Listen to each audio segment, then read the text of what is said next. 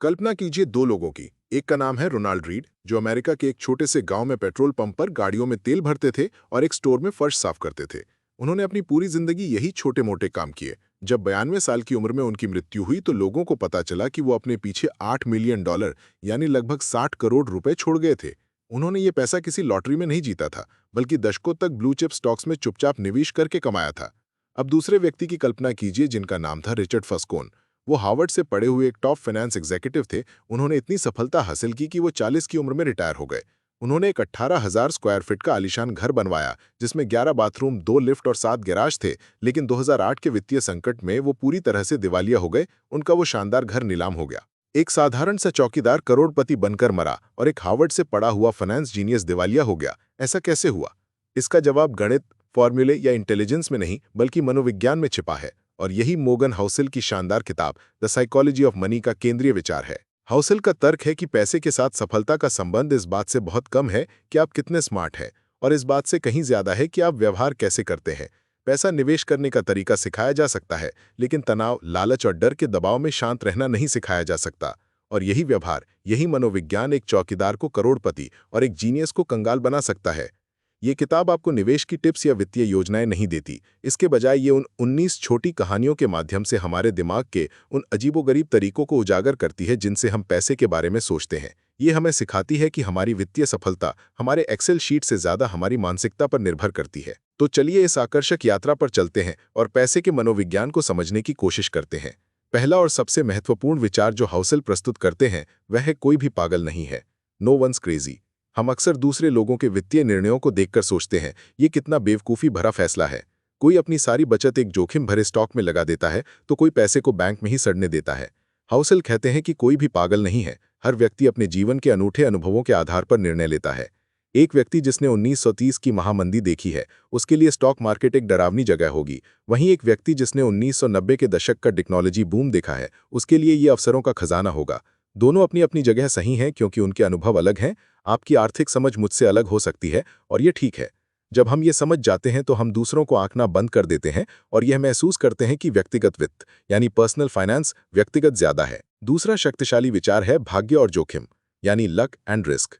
हम सफलता को हमेशा मेहनत और बुद्धिमानी का परिणाम मानते हैं और असफलता को आलस्य और मूर्खता का। लेकिन हाउसिल हमें याद दिलाते हैं कि भाग्य और जोखिम सफलता और असफलता में एक बहुत बड़ी लेकिन अक्सर अदृश्य भूमिका निभाते हैं। बिल गेट्स एक शानदार जीनियस हैं, लेकिन वो दुनिया के उन गिने चुने टीनेजर्स में से एक थे जिनके पास 1968 में एक हाई स्कूल कंप्यूटर तक पहुंच थी। ये किस्मत थी।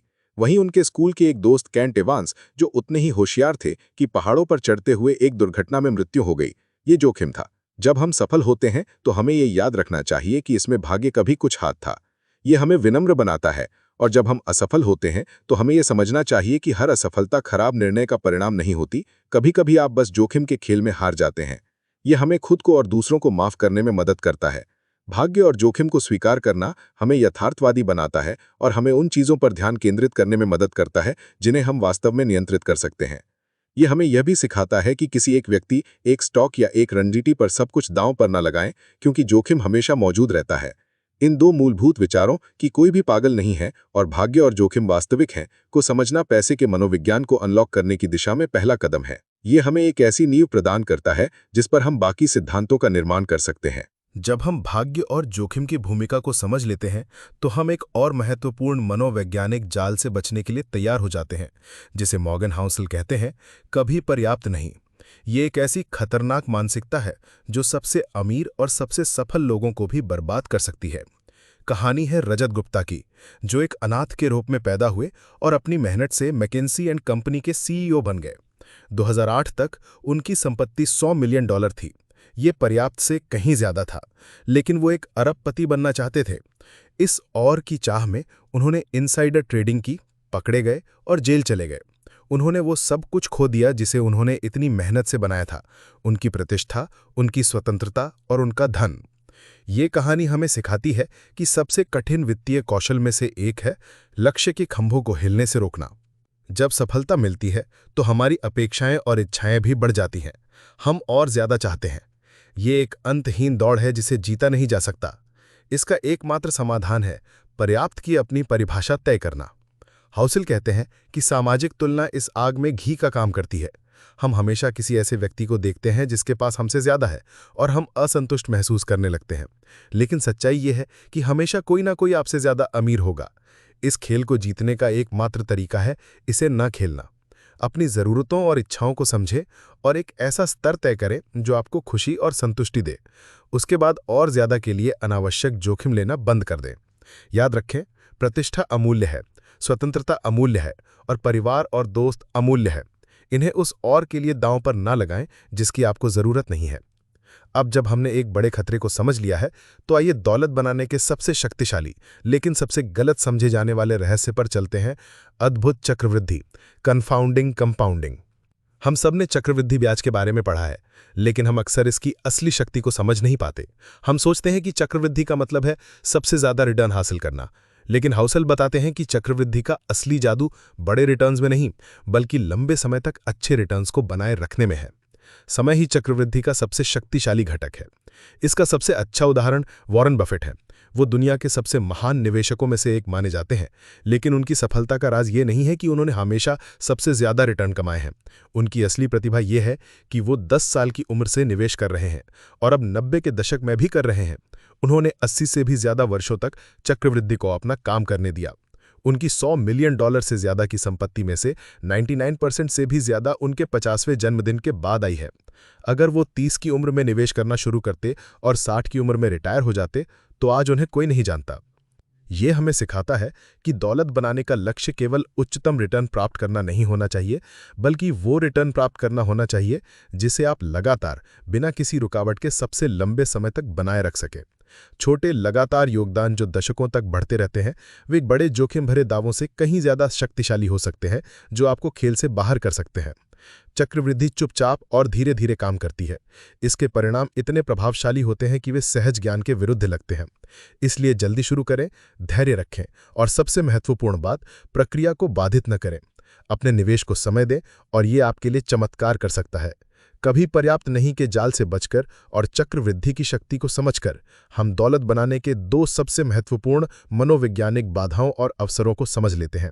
ये सिद्धांत हमें सिखाते हैं कि रक्षात्मक खेलना यानी अनावश्यक जोखिम से बचना और धैर्य रखना यानी कि चक्रवृद्धि को काम करने देना, आक्रामक रूप से रिटर्न्स का पीछा करने से कहीं ज्यादा महत्वपूर्ण हो सकता है। चक्रवृद्धि की शक्ति को बनाए रखने के लिए सबसे जरूरी है कि आप खेल में बने रहें। आप चक्रवृद्धि का लाभ नहीं उठा सकते यदि आप एक खराब निर्णय के कारण खेल से बाहर हो जाते हैं। ये हमें मॉर्गन हाउसल के अगले महत्वपूर्ण विचार की ओर ले जाता है, अमीर बनना बनाम अमीर बने रहना। Getting wealthy versus staying wealthy. ये 2 बिल्कुल अलग कौशल है, लेकिन हम अक्सर इन्हें एक ही समझ लेते हैं। अमीर बनने के लिए अक्सर जोखिम लेना, आशावादी होना और बाहर निकलकर अवसरों की तलाश करना पड़ता है। आपको एक अच्छा विचार, एक जोखिम भरा निवेश या एक साहसिक करियर मूव की आवश्यकता हो सकती है। लेकिन अमीर बने रहने के लिए ठीक इसके विपरीत मानसिकता की आवश्यकता है। अमीर बने रहने के लिए विनम्रता और थोड़ी सी घबराहट की जरूरत होती है। आपको ये समझना होगा कि आपने जो कुछ भी बनाया है वो उतनी ही तेजी से छीना भी जा सकता है। इसके लिए बचत करना, अनावश्यक जोखिमों से बचना और ये योजना बनाना कि अगर चीजें गलत हो जाएं तो क्या होगा। गेटिंग वेल्दी का मतलब है बड़ा सोचना, जबकि स्टेइंग वेल्दी का मतलब है जीवित रहना। हाउसल कहते हैं कि जीवित रहना सबसे महत्वपूर्ण वित्तीय कौशल है। इसका मतलब है कि आप इतने बड़े जोखिम ना लें कि एक भी विफलता आपको पूरी तरह से नष्ट कर दे। इसका मतलब है कि आपके पास पर्याप्त नकदी हो ताकि आप बाजार में गिरावट के समय अपने स्टॉक बेचने के लिए मजबूर ना हो। इसका मतलब है कि आप अटूट बने ताकि आप खेल में लंबे समय तक बने रह सकें और चक्रवृद्धि को अपना जादू चलाने का मौका दे सकें। कई लोग अमीर बनने पर ध्यान केंद्रित करते हैं, लेकिन वे ये भूल जाते हैं कि दौलत को बनाए रखना भी उतना ही महत्वपूर्ण है। अब आते हैं एक ऐसे विचार पर जो आपकी दौलत के बारे में सोचने के तरीके को हमेशा के लिए बदल सकता है। दौलत वो है जो आप नहीं देखते।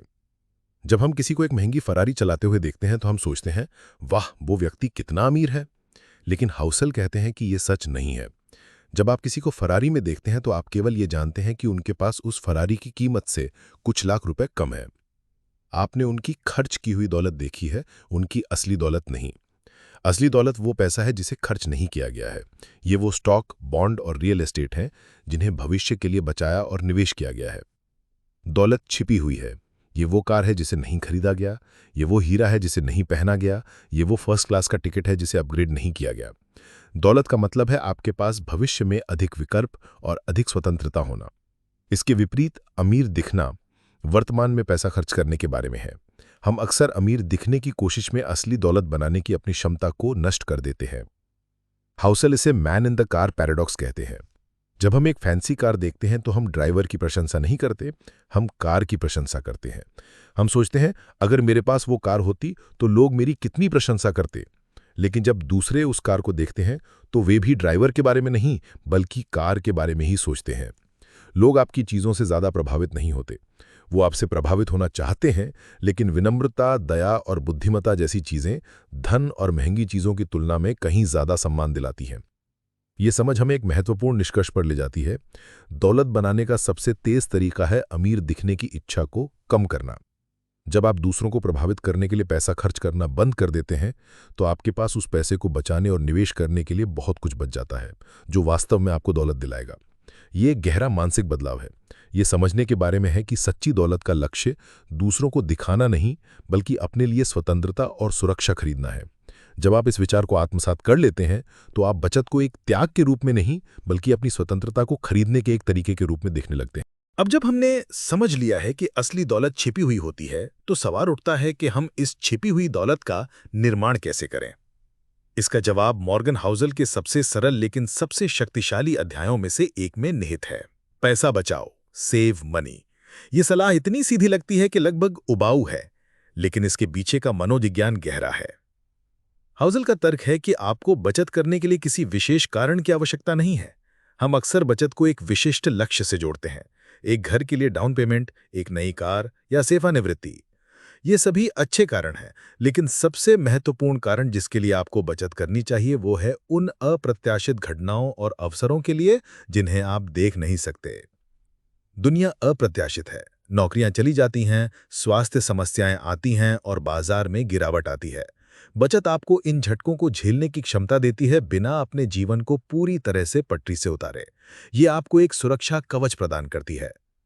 इसके अलावा बचत आपको अवसर का लाभ उठाने की स्वतंत्रता देती है।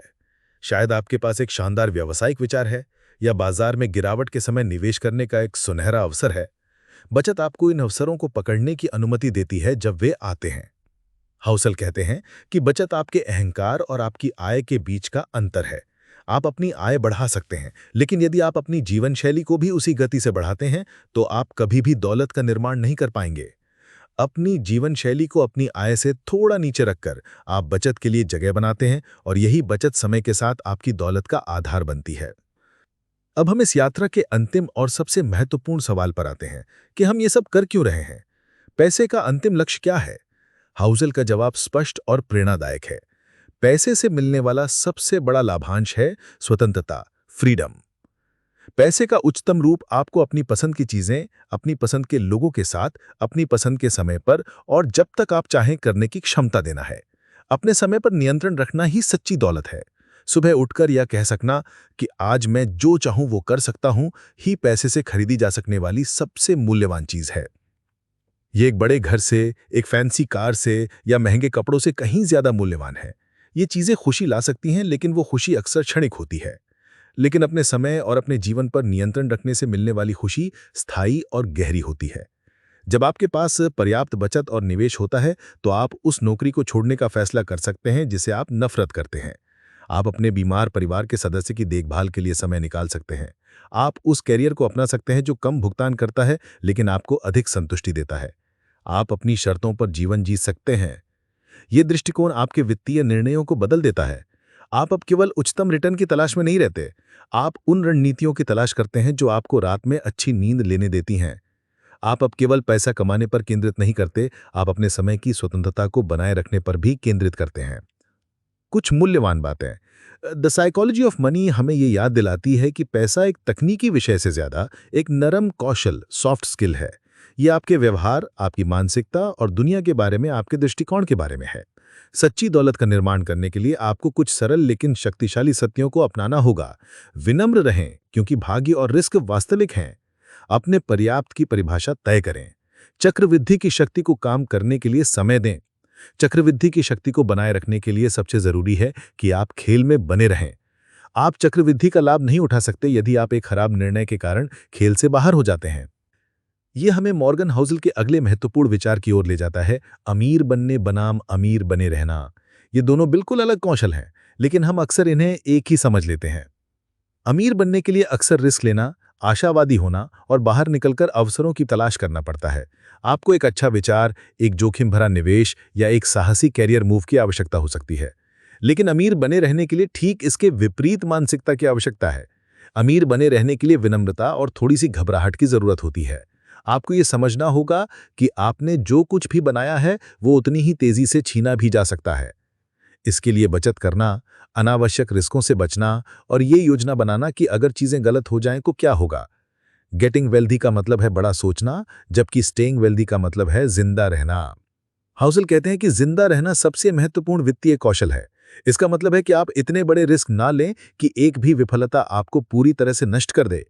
इसका मतलब है कि आपके पास पर्याप्त नकदी हो ताकि आप बाजार में गिरावट के समय अपने स्टॉक बेचने के लिए मजबूर ना हों। इसका मतलब है कि आप अटूट बने ताकि आप खेल में लंबे समय तक बने रहें और चक्रवृद्धि को अपना जादू चलाने का मौका दे सकें। कई लोग अमीर बनने पर ध्यान केंद्रित करते हैं, लेकिन वे ये भूल जाते हैं कि दौलत को बनाए रखना भी उतना ही महत्वपूर्ण है। अब एक ऐसे विचार पर आते हैं जो आपकी दौलत के बारे में सोचने के तरीके को हमेशा के लिए बदल सकता है। दौलत वो है जो आप नहीं देखते हैं। जब हम किसी को एक महंगी फरारी चलाते हुए देखते हैं तो हम सोचते हैं, वाह, वो व्यक्ति कितना अमीर है। लेकिन हाउसल कहते हैं कि यह सच नहीं है। जब आप किसी को फरारी में देखते हैं तो आप केवल ये जानते हैं कि उनके पास उस फरारी की कीमत से कुछ लाख रुपए कम है। आपने उनकी खर्च की हुई दौलत देखी है, उनकी असली दौलत नहीं। असली दौलत वो पैसा है जो खर्च नहीं किया गया है। ये वो स्टॉक, बॉन्ड और रियल एस्टेट है जिन्हें भविष्य के लिए बचाया और निवेश किया गया है। दौलत छिपी हुई होती है। ये वो कार है जिसे नहीं खरीदा गया। ये वो हीरा है जिसे नहीं पहना गया। ये वो फर्स्ट क्लास का टिकट है जिसे अपग्रेड नहीं किया गया। दौलत का मतलब है आपके पास भविष्य में ज्यादा विकल्प और ज्यादा स्वतंत्रता होना। इसके विपरीत अमीर दिखना वर्तमान में पैसा खर्च करने के बारे में है। हम अक्सर अमीर दिखने की कोशिश में असली दौलत बनाने की अपनी क्षमता को नष्ट कर देते हैं। हाउसल इसे the man in the car paradox कहते हैं। जब हम एक फैंसी कार देखते हैं तो हम ड्राइवर की प्रशंसा नहीं करते, हम कार की प्रशंसा करते हैं। हम सोचते हैं, अगर मेरे पास वो कार होती तो लोग मेरी कितनी प्रशंसा करते। लेकिन जब दूसरे उस कार को देखते हैं तो वे भी ड्राइवर के बारे में नहीं, बल्कि कार के बारे में ही सोचते हैं। लोग आपकी चीजों से ज्यादा प्रभावित नहीं होते, वे आपसे प्रभावित होना चाहते हैं। लेकिन विनम्रता, दया और बुद्धिमानी जैसी चीजें धन और महंगी चीजों की तुलना में कहीं ज्यादा सम्मान दिलाती हैं। ये समझ हमें एक महत्वपूर्ण निष्कर्ष पर ले जाती है कि दौलत बनाने का सबसे तेज तरीका अमीर दिखने की इच्छा को कम करना है। जब आप दूसरों को प्रभावित करने के लिए पैसा खर्च करना बंद कर देते हैं तो आपके पास उस पैसे को बचाने और निवेश करने के लिए बहुत कुछ बचता है जो आपको वास्तव में दौलत दिलाएगा। ये एक गहरा मानसिक परिवर्तन है। ये समझने के बारे में है कि सच्ची दौलत का लक्ष्य दूसरों को दिखाना नहीं है, बल्कि अपने लिए स्वतंत्रता और सुरक्षा खरीदना है। जब आप इस विचार को आत्मसात कर लेते हैं तो आप बचत को एक त्याग के रूप में नहीं, बल्कि अपनी स्वतंत्रता को खरीदने के एक तरीके के रूप में देखने लगते हैं। द साइकोलॉजी ऑफ मनी आपके लिए केवल कुछ नियमों या टैक्टिक्स के बारे में नहीं है, ये एक ऐसे तरीके के बारे में है जिससे आप सोचते हैं। विनय की आत्मसात कर लीजिए कि पैसे का अंतिम लक्ष्य अपने समय पर नियंत्रण हासिल करना है। अगर इस वीडियो ने आपको पैसे के बारे में एक नया दृष्टिकोण दिया है तो कृपया इसे लाइक करें और हमारे चैनल को सब्सक्राइब करें ताकि आप भविष्य में ऐसे और भी उपयोगी विचारों से ना चूकें। नीचे कमेंट्स में बताएं कि पैसे के बारे में आपकी सबसे बड़ी सीख क्या रही है। धन्यवाद।